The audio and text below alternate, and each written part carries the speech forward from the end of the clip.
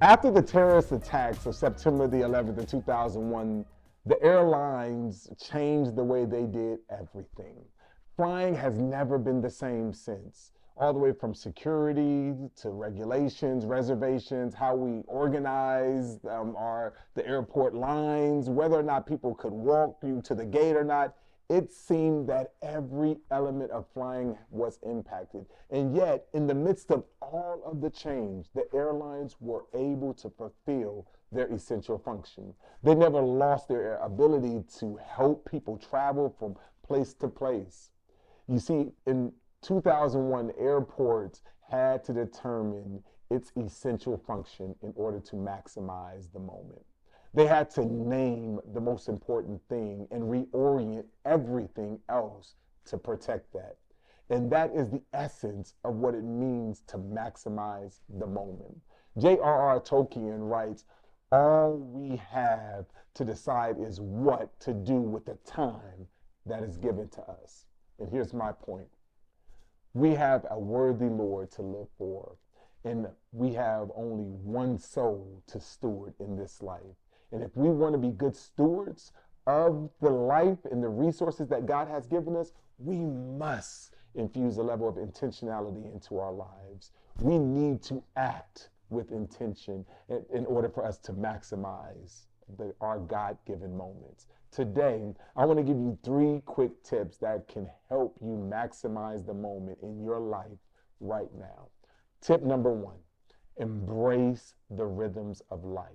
In Ecclesiastes 3, Solomon writes, he says, there's an occasion for everything and a time for every activity under heaven. He goes and he says, there's a time to give birth and a time to die, a time to plant, a time to uproot, a time to kill, a time to heal, a time to tear down, a time to build, a time to weep and a time to laugh, a time to mourn and a time to dance, a time to throw stones and a time to gather stones, a time to embrace, a time to avoid embracing, a time to search, a time to count as loss, a time to throw away and a time to keep, a time to tear, but there's a time to sow, a time to be silent, a time to speak, a time to love and a time to hate, a time for war and a time for peace, right? We can see just in this one passage that the way God views time, that the way he views time is different than the way many of us leverage it.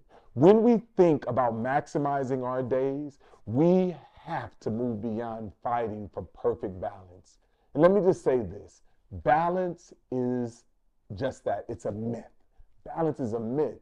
Ecclesiastes 3 tells us that there is a time for everything under heaven. And as the author is going through the different variations of these polarizing activities, he isn't just calling us to try to perform each one of these things equally, that at all times of the year that you need to be implementing every one of these activities. He is intentionally highlighting that seasonal nature of life, which means there will be seasons where we are doing more of one thing and less of another. Think about it this way. What if we were to take our clothes in our wardrobe and focus on making sure that I'm giving each piece of clothing equal wearing opportunity? If I was insistent on wearing every article of clothing every season of the year, you'd be like, that's crazy, right? Why? Because in a world, we ask like, what in the world are you doing wearing shorts when it's 20 degrees outside, even though I've seen people do it? And that's what I think, right? Right? And why in the world would I be wearing this big, thick hoodie in the dead heat of Atlanta summers, right? When you approach your closet that way, you're not worried about balance. You're trying to prioritize the season. And that's the principle that we want you to fight for in our lives. We want our lives to actually have rhythms. Our lives actually have seasons. So one thing we really advocate for is dividing our year into 4 distinct 90-day periods and planning intentionally for each one of those. Doing this will allow you to name the season that you're in, identify the priorities of that season, and then prioritize around those priorities. When we let go of the myth of balance and embrace the seasons of life, we can better discern the appropriate activities that will help us to maximize the moment of the season that we are currently in, which leads me to tip number 2. Prioritize relationships in every season. Again, let's see what Solomon says in Ecclesiastes 4:9-12. He writes, 2 are better than 1 because they are good return for their labor. If either of them falls down, one can help the other up. But pity anyone who falls and has no one to help them up. Also, if 2 lie down together, they will keep warm. But how can one keep warm alone? Though one may be overpowered, 2 can defend themselves. A cord of 3 strands is not quickly broken. This is important because when it comes to learning, most people learn better by experience, but they also learn better in the context of community. We are created for relationships. So if we are approaching productivity from a biblical perspective, we cannot neglect the priority of relationships in each and every season. Have you ever heard the phrase Christianity isn't a religion, but it's a relationship? Well, at Blueprint Church, we say that Christianity is not a religion. It is not even about a relationship, but it is about relationships. Actually, 3 distinct relationships. It's relationship with God, relationship with other believers, and its relationship with our neighbors.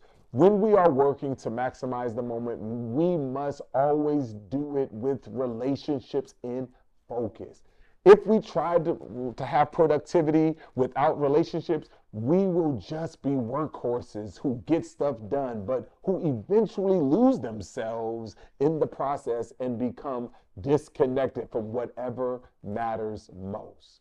And when you embrace the seasonal rhythms of life, you quickly realize that the way you prioritize your relationships will change. And that's a good thing. But no matter the season, never remove the priority and the need for cultivating those relationships. And so that is critical, right? And that leads us to tip number 3. Frame each season with utilizing the Boulevard Roadmap.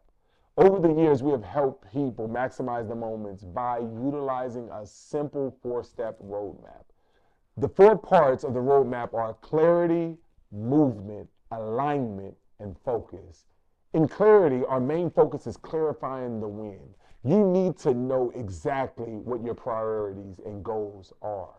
Next is movement. In movement, our main goal is to identify easy, obvious, and strategic next steps that will help you to accomplish your goals. The 3rd step is alignment. This step is about moving or making sure that every part of what we are doing is aligned toward the same goal and that everyone involved is running the same play. And finally, the last step is focus. This step is all about making sure that we're saying no to good things so that we can say yes to the better things. These 3 tips will foundationally help you to view your time differently while holding on to what matters most. And if you want to take a deeper dive into this or look more practically at what this looks like for you, then I'm excited to introduce to you the Maximize the Moment Masterclass. This is where we will give you a thorough, practical, customizable guide or guided framework for those taking these principles and actually integrating them into your everyday life. And if you want to act with intention and maximize the moment that God has given you, take this course. This course is for you. And so I'm excited to help you, and hopefully these tips were helpful for you. And again, join the masterclass and so that you can take a deeper dive in learning how to maximize the moment.